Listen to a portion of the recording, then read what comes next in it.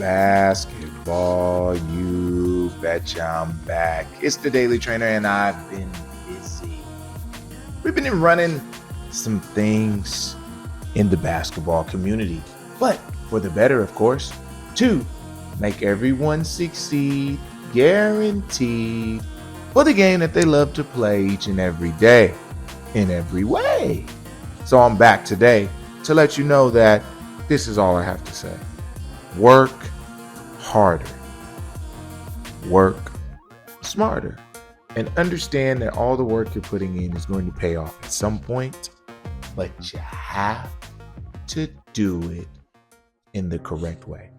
And saying this to say this, if you don't think that working hard correlates to the game, then you're absolutely wrong.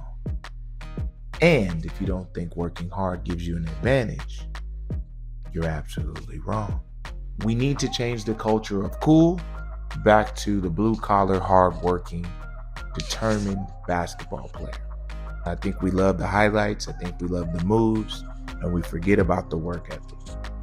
And the reason why I'm bringing all this up and not really talking about the workout is because this particular person represents everything that I'm talking about embodying. And so this is what I need you, the viewer, to understand. As he continues to come each and every day, he's working on small parts of his game, and he has been for the last 3 years. And my guy Spence is definitely someone who is committed to the game, not for the show, definitely for the love.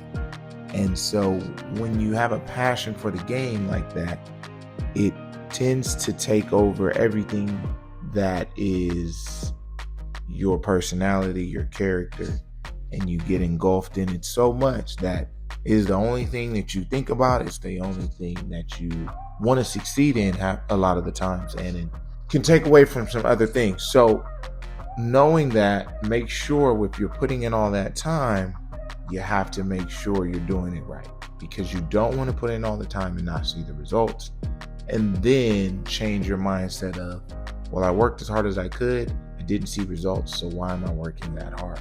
Also, too, one thing that Spencer doesn't do is he doesn't compare himself to other people in a way of, that kid can shoot it a little bit better than me, or he can dribble a little bit better than me. The most he might say is, oh, that guy's pretty tall, or he's pretty big, or he's pretty athletic.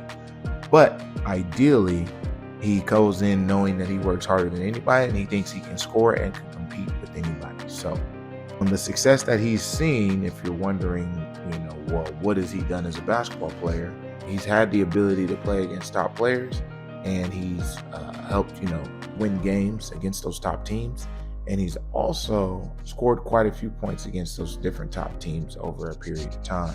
I want to say the highest game he's seen in his high school career so far, that's on paper, I think he had a 24-point game.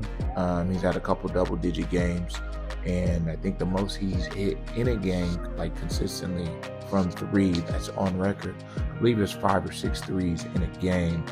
I know his percentage was somewhere around 48 to 50% shooting, which is huge when it comes to in-game, and that's just something to consider. We always talk about how good we are or how hard we've been working, but on paper is the thing that is going to really tell you where you stand with everyone else. And so we've got to have factual information. We got to have receipts, right, on exactly what we're getting done and how we need to improve on other things that we're lacking on too. So now, when you are shooting the basketball 10 plus times, or you've gotten the green light, now, are you making them consistently? And if you are, after we look at your point total, is it helping your team win the game? So now we have to look at all these factors and wonder, is it really working? And so now, what else can I do if I'm not shooting the ball well? And these are the things that you have to consider as a player.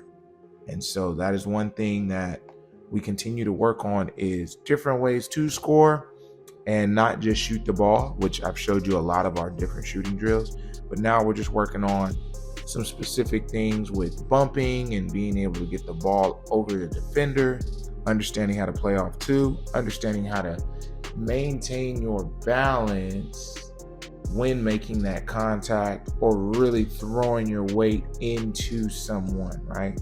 And so that's really the key there for this particular session. And there's a couple things he was doing wrong here. He wasn't really focusing on his base. He wasn't giving me a hard enough hit. He was putting so much power into me that it was taken away from his actual layup. So just things of that nature. One thing he did ask is, if I do these things and I get blocked, what's the alternative? And sometimes, aside from passing, if you're really trying to score, you get down that low, you want to make sure that you have another counter to the counter, and you want to make it to where whatever spot you're on the floor on, you can make that shot. So a lot of what I tell them is you want to get to an area where you can use that glass. And so if you can't use that glass to throw it higher than someone can actually jump off the vertical leap, then you're going to be in trouble. So that's the biggest thing that I always preach to Spencer, just because his athleticism isn't at the highest level. IQ is getting better every day. Speed is getting there, but that vertical leap is something that is going to be needed when he's driving through that lane. So right now we're just trying to work on skill before we figure out the trying to out athletic somebody or be more athletic than someone. So we're working spins, we're working step throughs, we're working like that rondo fake, and then bring it back and maybe add a little hook to his game. So just those different things and those different aspects. But ultimately, we're working hard in each one. We're trying to make it realistic as possible. I'm more working on the contact today. Sometimes we pull out the long noodle or like a pad to where I can extend my reach and be a taller person without actually being tall. And so it gives them the opportunity to see a taller body, even though I'm not a taller defender. So those are a couple things that we work on. And hey, I'm excited to see where he ends up, and I'm excited to tell you guys where he ends up. So again, Basketball Youth, thank you for coming through to the workout as you always do. Again, watch it to see exactly what you can work on, or if you already work on this, what are we doing differently than you do? All right. But always remember this, though. Someone's always working. Are you?